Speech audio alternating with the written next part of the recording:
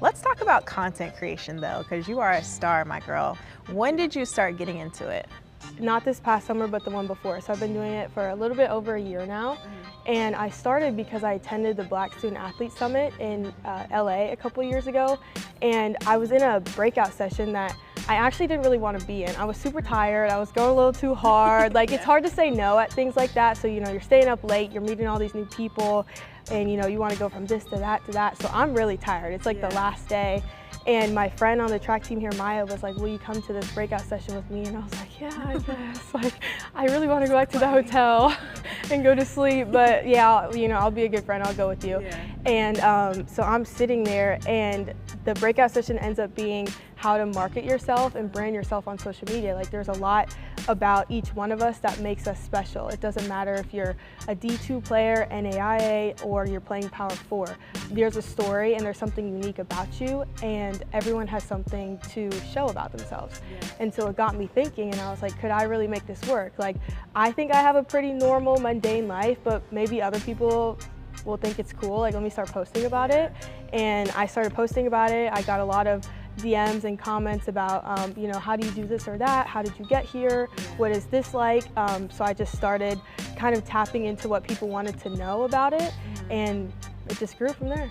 What a lot of people don't know is the demand of it, especially as a student athlete. How do you balance the two? I don't.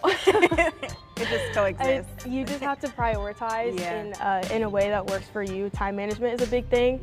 Just knowing when you have deadlines for assignments, when you need to get to practice, getting extra shots, but then also when you want to get your content up too. So you might have to sacrifice, like, going to dinner with people, or certain events that you might miss out on, maybe even sleep. But if you want it, you got to go get it and prioritize and sacrifice. So. What message do you hope that your content sends out to your fans, your viewers, and just overall your platform? What do you want it to stand for? That's a really loaded question.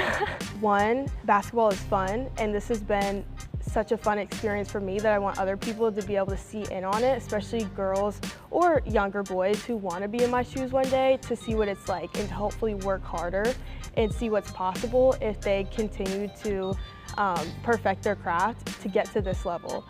I know for me, when I was growing up, I didn't have a lot of role models who were in the college basketball space. None of my friends were really serious about college sports. And so, when I would try to explain, like, hey, like, I'm gonna miss this concert because I have a tournament, like, they wouldn't really understand. But I think it's one of those things where now, seeing, all the cool things that we get to do, like, everybody understands.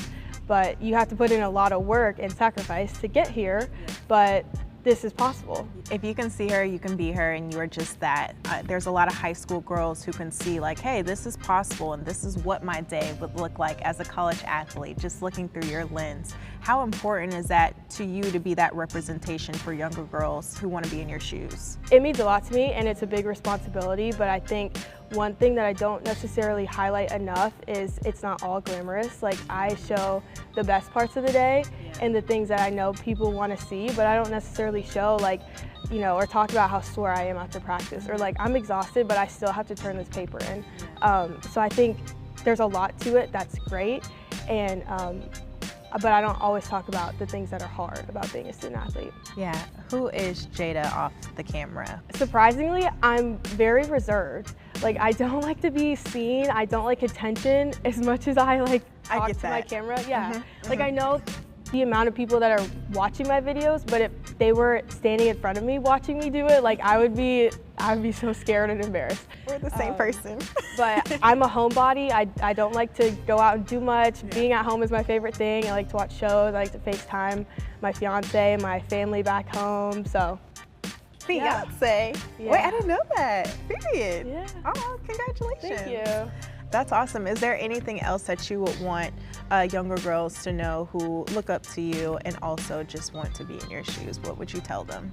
The biggest thing that I do tell girls or anyone who DMs me about college basketball and how I got to where I am is that everyone's journey looks different. It's not gonna all look the same as your teammates or the girls you see on Twitter who are getting offers by the minute.